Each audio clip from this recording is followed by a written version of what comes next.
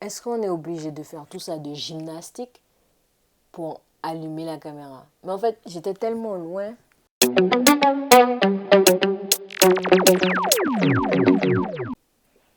Salut et bienvenue dans ce premier confession nocturne de l'année 2025. Bonne année à vous, meilleurs vœux. Et on va pas perdre de temps, on va y aller. Hein. On change les règles du confession nocturne. Avant, je racontais deux histoires, donc une histoire vraie et une histoire fausse. Là, on va changer les règles. Je vais raconter qu'une seule histoire. Et à la fin de cette histoire-là, je vais vous proposer deux réactions que j'aurais pu avoir. Exemple. Je tombe nez à nez avec mon ex, comment je réagis? Réponse A, je lui fous une balayette. Réponse B, je l'ignore. Là, vous allez en commentaire me dire, ah, ça c'est la réponse A. Non, elle, Réponse B. Et là, à la fin de la vidéo, je vous donne la réponse. C'est OK pour vous? C'est parti. Quand je suis arrivée en Guadeloupe, j'ai tout de suite trouvé un travail. Il faut savoir qu'en plus des réseaux sociaux, j'aime beaucoup l'animation, donc je travaille dedans. Premier entretien, ça se passe super bien. La dame qui m'a reçue était super sympathique. Je trouvais qu'elle avait une vision de l'animation qui correspondait à la mienne. Donc, banco, j'ai accepté le poste et tout de suite, j'ai commencé à travailler. J'ai commencé à travailler en même temps que ma collègue de l'époque, qu'on va appeler Monique. Et je m'entendais super bien avec mes collègues. Vraiment, toutes les personnes qui étaient là, je m'entendais super bien avec les collègues. Il y a une collègue qui est partie entre-temps. J'étais super investie dans mon travail. Et j'ai toujours été super investie dans mon travail. Parce que je fais un travail que j'aime, en soi. Donc, j'étais super investie. Pour la petite anecdote, il fallait aller récupérer les enfants à l'école. Et personne ne voulait conduire le minibus. Parce que bon, c'est imposant, c'est stressant. En plus, tu as les enfants dans le minibus, il faut savoir gérer tout ça. Personne ne voulait conduire le minibus. Moi, j'ai pris mes couronnesses et j'ai dit, moi, je vais conduire le minibus, madame. Je vais conduire le minibus. De là, elle me fait conduire sans les enfants. Elle m'accompagne et tout. Elle me fait conduire une fois, deux fois, trois fois pour que je m'acclimate avec la conduite du minibus. Une fois qu'elle me sent prête, elle me dit, OK, c'est bon, tu peux aller récupérer les enfants. Donc moi, je vais récupérer les enfants. Les premières fois, ça se passe super bien. Il n'y a aucun souci. Je conduis, ah ouais, et l'autre. Vraiment, pas de problème. Il faut savoir qu'elle m'a donné le plus ancien minibus qu'elle avait dans sa cargaison. Vraiment, le plus vieux qu'elle avait. Et je peux comprendre parce que bon, je viens de commencer à conduire le minibus. Je vais rayer tes nouveaux minibus. Donc, tranquille. Donc, quand elle m'a donné le plus vieux, je me suis dit, je comprends. Donc, un jour, je vais récupérer les enfants. Donc, je passe. Il y a plusieurs écoles. Je devais faire plusieurs écoles. Donc, je passe première école, ça se passe bien. Deuxième école, j'arrive et tout. Les enfants montent, machin, je les récupère. Et on y va, on part. Et là, j'entends la porte du minibus qui s'ouvre. Et là, les enfants sont en mode « Ah, le minibus s'ouvre !» Et la porte du minibus qui tombe. Pac! Je me suis dit « What ?» Elle dit « Mais, Tati, le minibus, la porte du minibus tombe, Tati. » Je me suis en mode « Oui !» Et là où j'étais, c'était en sens unique. Et il y avait des voitures garées à gauche et le trottoir à droite. Donc, ça veut dire je ne pouvais pas me mettre sur le côté. Et la porte du minibus était ouverte en plein milieu. J'étais en plein milieu du chemin. C'était ouvert. Et je ne pouvais pas continuer à conduire, faire comme si, vas-y, c'est pas grave, la porte du minibus est en train de tomber, tranquille. Ça se trouve, je vais continuer à rouler, la porte du minibus va tomber. Donc non, je ne fais pas. Je sors du minibus. J'essaie tant bien que mal de remettre tout ça avec les gens qui klaxonnent derrière. Tout le monde me regarde en mode, ah ouais, c'est pas sérieux, hein, la porte du minibus qui tombe comme ça. J'essaie de remettre la porte du minibus. J'appelle ma responsable ne répond pas. Et les enfants sont en panique. J'essaie de les rassurer. J'essaie de dire, oh tranquille, on va remettre le truc, machin. Alors je suis pas sereine du tout. Je me dis, mais comment je vais remettre? J'essaie de comprendre le mécanisme de la porte du minibus. J'essaie de... Et il y a les gens qui klaxonnent, pam, derrière, parce qu'ils veulent récupérer leur enfant, parce que moi, j'ai pris panne, mais pas loin de l'école. Et du coup, tout le monde a besoin de récupérer leur enfant. Ils sont dans un sale embouteillage. Et moi, je suis là en train d'essayer de remettre la porte qui était en train de tomber. Puis, à un moment donné, il ne fallait pas que je lâche la porte parce que j'avais fait plein de mouvements avec la porte. Et j'avais retiré la porte de son loquet. À tout moment, la porte tombe sur moi. Donc, je ne pouvais même plus lâcher la porte, en fait. Donc, je suis là, j'essaie de remettre la porte et tout. Et à un moment donné, par la grâce, pap, la porte se remet. Fouf! Le stress redescend, je ferme la porte, vlan, et je repars. Et malgré le fait que ça se soit passé, le lendemain, je suis retournée chercher les enfants avec le même minibus. Vous voyez le niveau de folie, déjà pour commencer, mais d'investissement de ma personne. Ma responsable était toute seule à aller récupérer tout le monde. C'était beaucoup de travail pour elle. Donc, je voulais l'alléger de ce truc-là.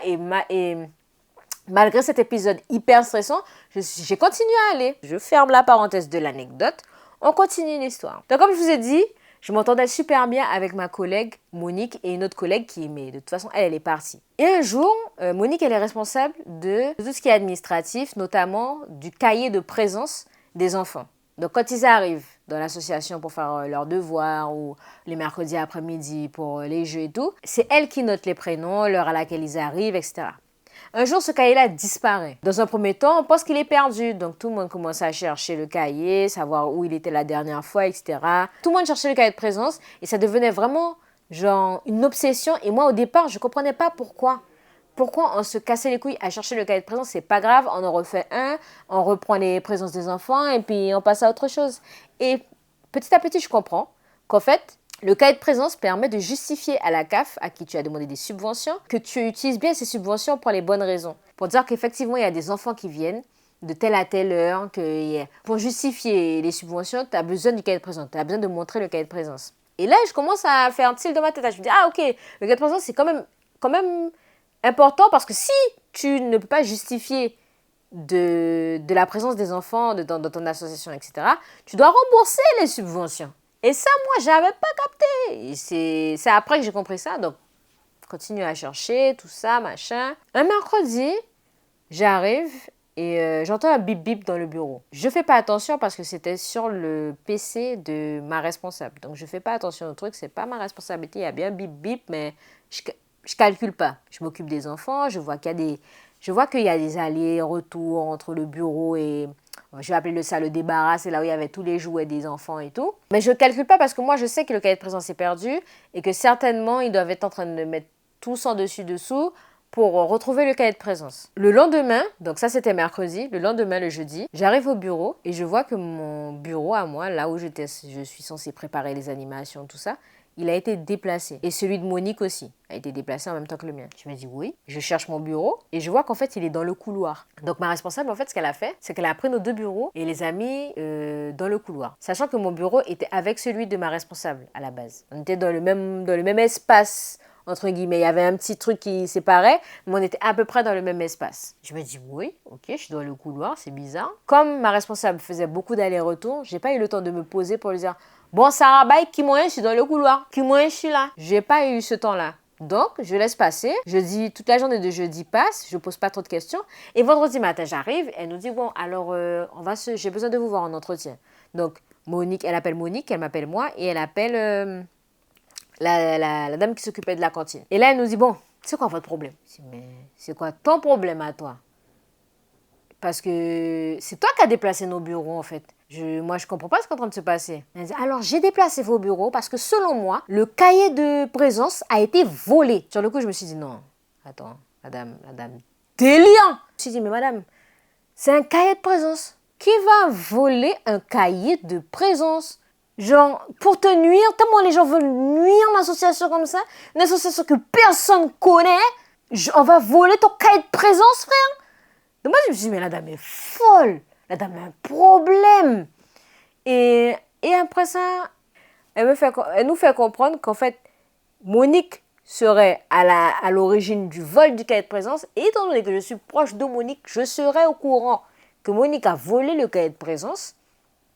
Et que moi, et que sur les caméras, on voit Monique voler le cahier de présence et que je suis allée saboter la caméra de surveillance de l'association qui se situait dans le bureau.